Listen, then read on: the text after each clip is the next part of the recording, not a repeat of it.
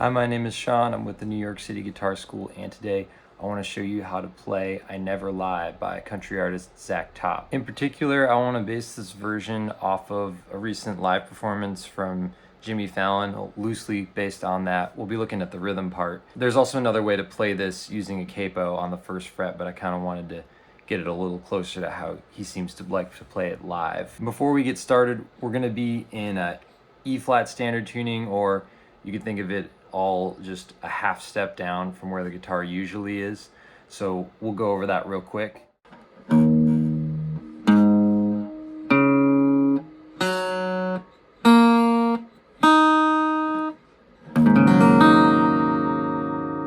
Now that we're in tune, I also want to point out I'm going to call out the chords by their name as if they were in standard, just to keep it simple. But just like if I play an A chord, for example, just know that it's not literally an A chord, but I'm calling it that to keep it simple. So right now we'll go over the chords and then we'll take a look at the different sections of the song. Starting out with an A chord, there's a few different variations on the open A. You could do 3 fingers in a row.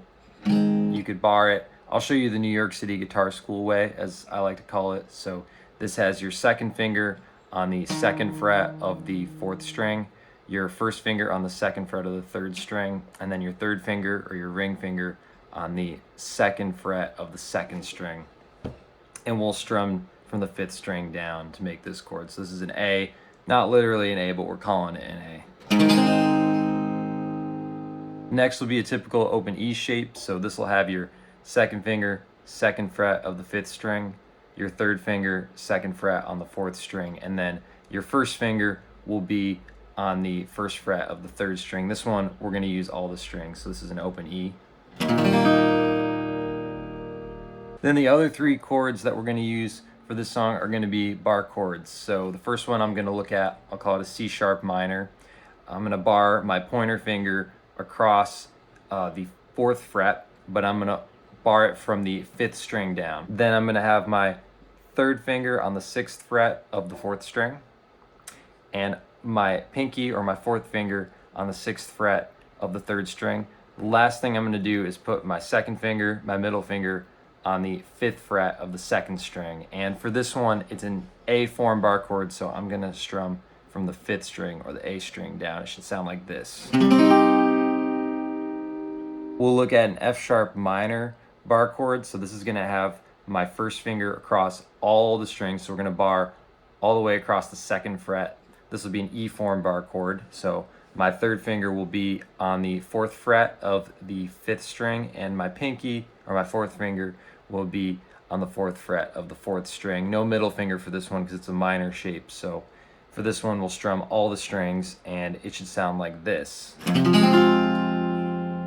The last one, and probably the trickiest one, is the B bar chord. We're going to do this off the 2nd fret of the 5th string.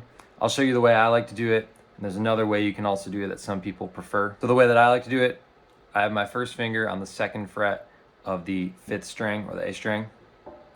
And then I like to just bar my 3rd finger or my ring finger across the 4th fret on strings 4, 3, and 2.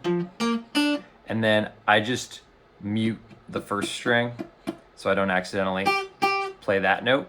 So I end up with my 1st finger, 2nd fret of the 5th string, and then barring across the middle 3 strings right here. And it should sound like this. I'm going to play the middle 4 strings, so strings 5, 4, 3, and 2.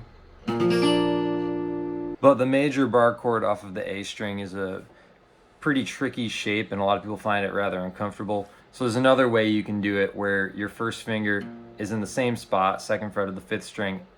I don't particularly use this way, but some of my students really like this version where you do your 2nd finger, 3rd finger, and 4th finger all along the, I guess it would be the 4th fret in this case, on the 4th string, 3rd string, and 2nd string. And this actually does allow you to bar your pointer finger so you can grab the 2nd fret of the 1st string if you want to. So same exact location, but using different fingers.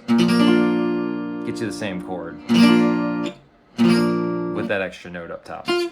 To talk about strumming real quick, I'm going to use a pattern that the guitar school calls the basic strum in our group classes. So this is a pattern that goes like this. It's going to be a quarter note followed by 2/8 notes, and a quarter note followed by 2/8 notes. So it'll sound like this: 1, 2, and 3, 4. 1, 2, and 3, 4. And I'm hitting more of the low strings, especially on beats 1 and 3, and you could literally play just the bass note if you want to. You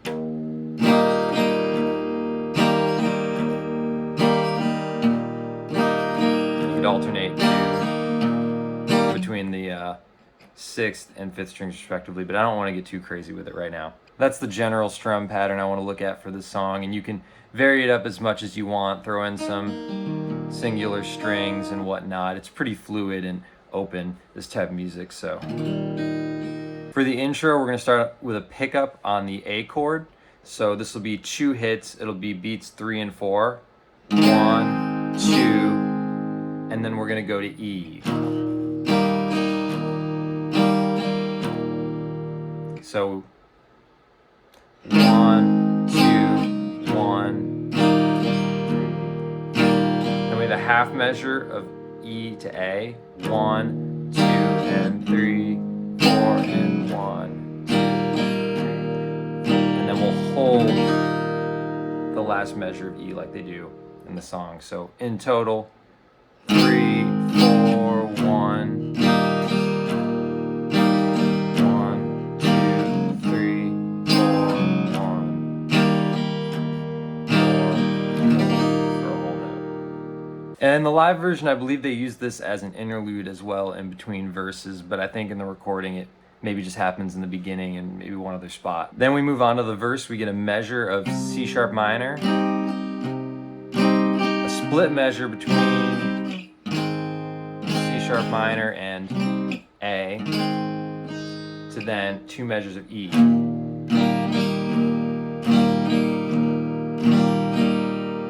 And this is all going to repeat. So C sharp minor,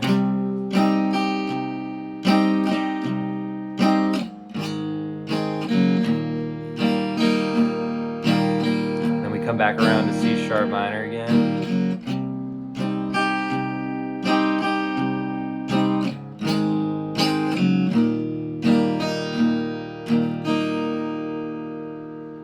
Then the second half of the verse, the chords change, so we get 2 measures of F sharp minor, and then 2 measures of A, and that section repeats. So after a repeat of the first half of the verse, then we get F sharp minor to A. You can keep your finger barred if you want to, depending on how you like to make it. F sharp minor to A. Then the last measure before we go into the chorus, so this will be on the second time around. 1, 2, 3, 4, 1, 2. Then we get that pickup again. 3, 4, going into the chorus. So it's the part of the song where it says, "I sleep like a baby." So that happens on beats 3 and 4. And then we move on to the chorus. First portion of the chorus, we get 2 bars of the B bar chord, followed by 2 measures of A, however you like to make it. So B, then A. This is all going to repeat, so we go back to B,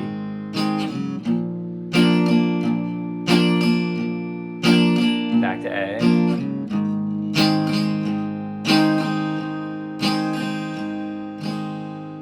then the second half of the chorus is reminiscent of the intro to the song as well. So we've got a full measure of E, and then a split measure between E and A, and this happens 3 times. And then that's all followed by 2 measures of E, except the very last measure of E will hold it out. So it'll be E,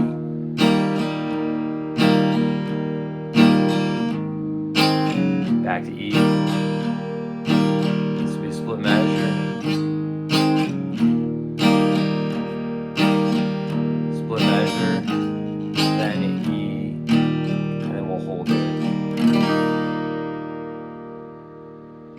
Could be cool if you're playing it by yourself to just hit 3 and 4 on A, so it calls back to that portion, that pickup in the beginning of the song or going into the chorus.